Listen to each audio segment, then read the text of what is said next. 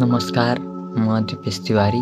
धेरैले मलाई मेरो युट्युब च्यानल दिपेश पोएट्री मार्फत चिन्नुहुन्छ। कविता मेरो लागि सधैँ एउटा निकास थियो, मनमा गुम्सिएका भावना पोख्ने एउटा माध्यम। तर कविताका ती छोटा हरफहरूमा कहिलेकाहीँ समाजका लामा र गहिरा कथाहरू अटाउन गाह्रो हुँदो रहेछ। म हुर्किएको समाज, मैले देखेको ग्रामीण राजनीतिक र पुस्तौँदेखि बोकेर हिँडिएको त्यो अदृश्य एक प्रतिशोधले मलाई सधैँ एउटा प्रश्न गर्थ्यो।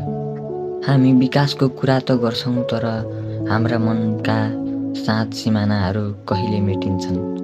इखको खेती मेरो पहिलो उपन्यास हो। यो केवल एउटा काल्पनिक कथा मात्र होइन, यो त मेरो पुस्ताले अघिल्लो पुस्तालाई सोधेको एउटा गम्भीर प्रश्न हो। चुनाव आउँदा रङ्गिने गाउँका चिया पसल अनि कुलोको पानीमा हुने छिमेकीको कलह र त्यही राखका बीचमा अङ्कुराउन खोज्ने एउटा कोमल प्रेम, यिनै कुराहरूलाई मैले यसमा उनेको छु। यो उपन्यास लेख्दै गर्दा मलाई महसुस भयो कि जबसम्म हामी आफ्नो मनमा पालेको इखको झार उखेल्दैनौँ, तबसम्म बाहिर जतिसुकै चिल्ला सडक बनाए पनि हाम्रो समाज बाँझै रहनेछ।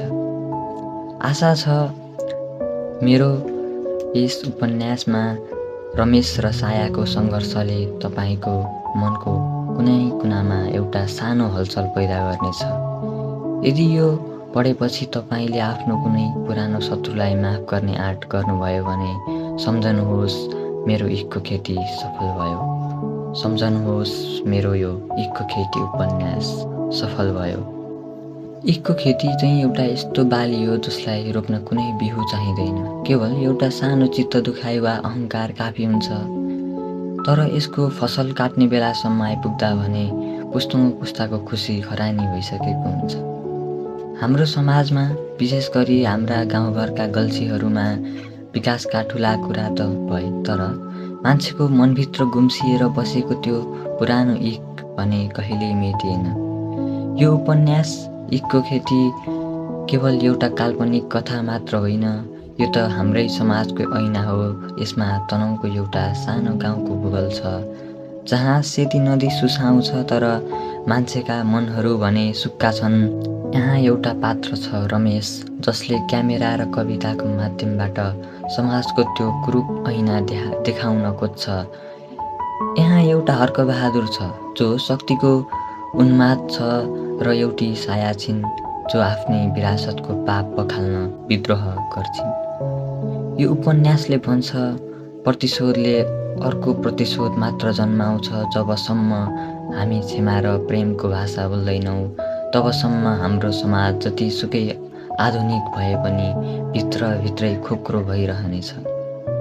30 वर्ष पुरानो एउटा पहेँलो तमसुकले कसरी एउटा परिवारलाई बन्धक बनायो र एउटा नयाँ पुस्ताले कसरी त्यसलाई जलाएर स्वतन्त्रताको सास फेर्यो, यही नै यसको सार हो।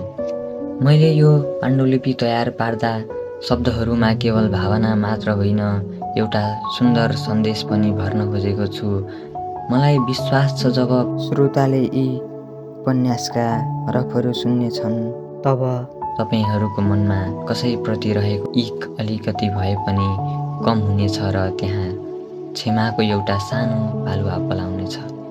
अन्तमा यो उपन्यास ती सबैका लागि हो जसले समाज बदल्नका लागि पहिला आफ्नै मनको इखलाई विसर्जन गर्ने साहस राख्छन्। अन्नको बिउ जोगाउन त मान्छेले युगौँदेखि बिर्सिँदै आएका छन्, तर बाजेको पालाको एउटा सानो इख जोगाउन भने यो समाजले कहिल्यै बिर्सिँदैन। अचम्म छ होइन त, यो माटो जहाँ धानभन्दा बढी मान्छेका मनमा प्रतिशोध सप्रिन्छ। अध्याय 1 यसरी सुरु हुन्छ। बाँझिएको माटो र तिर्खाएका मनहरू। जेठको उकुस मुकुस गर्मीले तनहुँको त्यो पहाडी गाउँको सास थुनिए झैँ लाग्थ्यो। देउरालीको पुरानो चौतारामा बसेर नारायण बाजेले आफ्नो खैनी मडारिरहँदा उनका आँखा तल फाँटतिर गाडिएका थिए।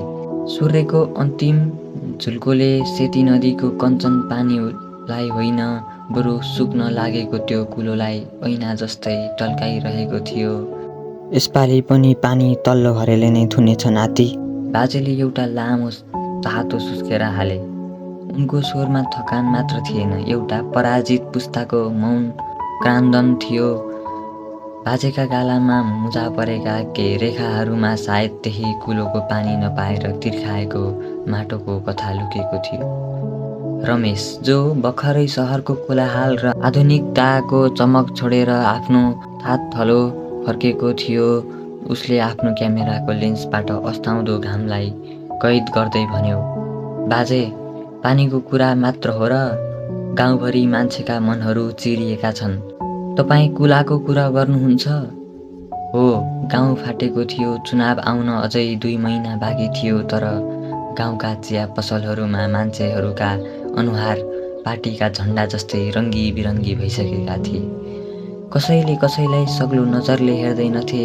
हिजोसम्म एउटै अन्जुलीमा पानी खाने छिमेकीहरू आज बाटो काट्दा ठुके झैँ गरेर हिँड्थे। बाजेले खैनीको ढिक्का मुखमा च्याप्दै भने, हेर नाति, यो गाउँमा धान फलोस् नफलोस्, मकै हुर्कियोस् नहुर्कियोस्, तर एक भने बडो गजबले सप्रिन्छ। यहाँ मान्छेले अन्नको बिउ जोगाउन बिर्सेलान्, तर बाउबाजेको पालादेखिको अपमान जोगाउन कहिल्यै बिर्सिँदैनन्। यहाँ त इखको खेती हुन्छ नाति, इखको खेती। सुन्यौ नाति, यहाँ त इखको खेती हुन्छ, इखको खेती। रमेशले चौतारीको ढुङ्गामा एउटा पुरानो राजनीतिक नारा देख्यो, जुन घाम र पानीले खुइलिएर आधा मात्र बाँकी थियो। उसलाई लाग्यो यो गाउँको एउटा यस्तो कविता हो जसको अन्त्यानुप्रास कहिल्यै मिल्दैन। अध्याय 2, विरासतको बोझ र लालटिनको उज्यालो। साँझ ढल्किँदै थियो। पहाडका खोजहरूमा अँध्यारोले बिस्तारै आफ्नो साम्राज्य फैलाउन थाल्यो। घर फर्केपछि रमेशले बाजेलाई सोध्यो, बाजे, त्यो हर्कबहादुर र हाम्रो परिवारबीच के त्यस्तो भएको थियो र तपाईँ उसको नाम सुन्दा पनि मुन्टो फर्काउनुहुन्छ? बाजेले काँपिरहेको हातले मट्टीतेलको लालटिन बाले। लालटिनको मधुरो प्रकाशमा भित्तामा झुन्डिएको एउटा धमिलो तस्बिर अझै रहस्यमय देखियो। त्यो समय अर्कै थियो नाति। बाजेले आँखा विगतको गहिराईमा डुबे। हर्कबहादुरका बाबु र मेरा बाबु एउटै डोकोमा घाँस बोक्थे, तर एउटा साँझको सानो झगडाले यस्तो आगो बल्यो कि आज 3 पुस्ता बितिसक्दा पनि त्यो निभेको छैन। उसले हाम्रो माथिल्लो गरा हडप्यो र मैले मेरो आत्मसम्मान गुमाएँ। आज ऊ शक्तिमा छ, त्यसैले उसले गाउँको पानी मात्र होइन, मान्छेको बुद्धि पनि थुनेको छ। रमेशलाई महसुस भयो, यो इक केवल एउटा शब्द मात्र होइन, यो त यो गाउँको हावामा मिसिएको मन्द विष हो। उसलाई राति अबेरसम्म निन्द्रा लागेन। आफ्नो डायरीमा एउटा कविता कोर्यो। कविता यस प्रकार थियो, जहाँ पसिनाले माटो भिज्नु पर्ने थियो, जहाँ पसिनाले माटो भिज्नु पर्ने थियो, त्यहाँ अचेल आँसु र आक्रोशको बाढी छ, त्यहाँ अचेल आँसु र आक्रोशको बाढी छ। बाजेले जोगाएको त्यो पुरानो इक, बाजेले जोगाएको त्यो पुरानो इक मेरो पुस्ताको काँधमा एउटा भारी छ, मेरो पुस्ताको काँधमा एउटा भारी छ। अध्याय 3, साया राखको बीचमा एउटा शीतलता। भोलिपल्ट बिहान रमेश गाउँको पुरानो इनारतिर गयो। त्यहाँको एकान्त र ढुङ्गामा पलाएको लेउ रमेशलाई मन पर्थ्यो। ऊ त्यहाँ बसेर आफ्नो क्यामेराको लेन्स सफा गर्दै थियो। त्यही बेला एउटा नरम तर परिचित आवाज आयो, के अझै पनि तिम्रा कविताहरू यति नै गम्भीर हुन्छन् रमेश? रमेश झस्किएर पछाडि फर्कियो। त्यहाँ साया उभिएकी थिइन्।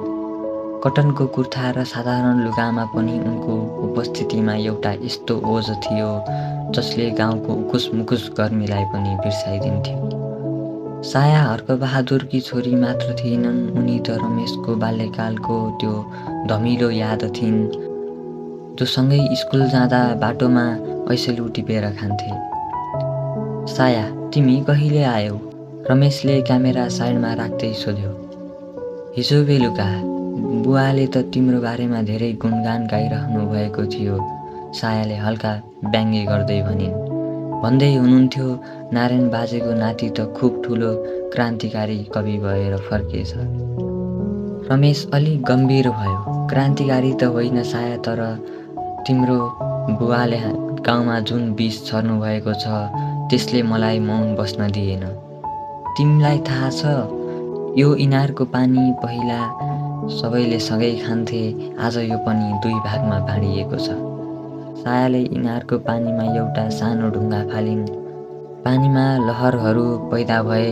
मलाई थाहा छ रमेश, म सहरमा हुँदा तिम्रा कविताहरू सुन्थेँ। तिम्रो च्यानलमा तिमीले एउटा भिडियो हालेका थियौ नि, बाँझो खेतको आत्मकथा। त्यो सुनेर म धेरै रोएकी थिएँ। मलाई पनि यो इख मन पर्दैन, तर के गर्नु, मेरो रगतमै त्यो मान्छेको अंश छ जसले यो खेती गरिरहेको छ। रमेश र सायाको बीचको यो संवादमा एउटा यस्तो सामिप्य थियो जसमा 2वटा शत्रु परिवारका सदस्यहरू होइनन्, बरु 2वटा पीडित पुस्ताहरू कुरा गरिरहेका थिए। र यत्तिकैमा साया टोलाउन थालिन् र रमेशले एक पाइला अगाडि सार्दै भन्यो, तिमी किन टोल्यायौ साया? सायाले भनिन्, म त केवल यो मुहानको पानीले मेरो घरको बगैँचा भिजेको हेरेर टोलाइरहेकी छु, जबकि मलाई थाहा छ बाहिरका बारीहरूमा धुलो उडिरहेको छ। रमेशले भन्यो, यो विडम्बना होइन र साया, तिम्रो बगैँचाका फुलहरूले पानी पाएका छन्, तर मेरो बाजेको खेतमा एउटा धानको बाला पनि उम्रिन पाएको छैन। तिम्रो बुवाले रोपेको यो इखको फसल हामीले 30 वर्षदेखि काटिरहेका छौँ। सायाले रमेशको आँखामा सिधै हेरिन्।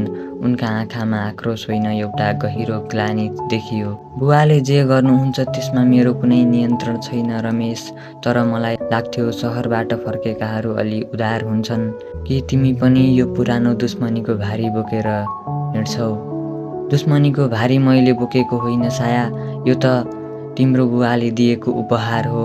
रमेशले आफ्नो क्यामेराको स्क्रिन देखाउँदै भन्यो, यहाँ हेर, यो तिम्रो सुन्दर बगैँचाको तस्बिर हो र यसको ठिक पछाडि यो सुकेको कुलो एउटै फ्रेममा 2वटा दुनियाँ अटाएका छन्। यो मेरो कविता र मेरो क्यामेराले अब यही अन्तरलाई मेटाउने कोसिस गर्नेछ। रमेशले हिजो ऊ घर आउँदै गर्दा खिचेको त्यो तस्बिर देखाउँदै सायालाई भन्यो। साया केही बेर मौन रहिन्। हावामा एउटा चिसोपन मिसिन थालेको थियो। उनले बिस्तारै भनिन्, कहिलेकाहीँ बाहिरबाट देखिने महलहरू भित्रबाट धेरै अँध्यारा हुन्छन् रमेश। तिमीले जे देखिरहेका छौ त्यो सबै सत्य होइन। उनले यति भनेर आफ्नो बाटो लागिन्। रमेशले उनलाई गइरहेको हेरिरह्यो। साया त्यो निलो कुर्ता बिस्तारै बाटोको मोडमा हरायो, तर उसको पर्फ्युमको बास्ना र उनका ती रहस्यमय शब्दहरू भने रमेशको मनमा गडेर बसे। उसले आफ्नो क्यामेरा फेरि उठायो। उसलाई थाहा थियो यो उपन्यासको कथा अब केवल राजनीतिको दाउपेचमा मात्र सीमित रहने छैन। यसमा अब सायाको त्यो रहस्यमय मौनता र उनको आँखामा देखिएको पछुतो पनि मिसिनेछ। रमेशले त्यही ठाउँमा उभिएर एउटा फोटो खिच्यो जहाँ एउटा हरियो बगैँचा र एउटा सुक्खा खेतलाई एउटा सानो पर्खालले मात्र छुट्याएको थियो। उसलाई लाग्यो उसको लडाईँ अब त्यही पर्खाल भत्काउनका लागि हो।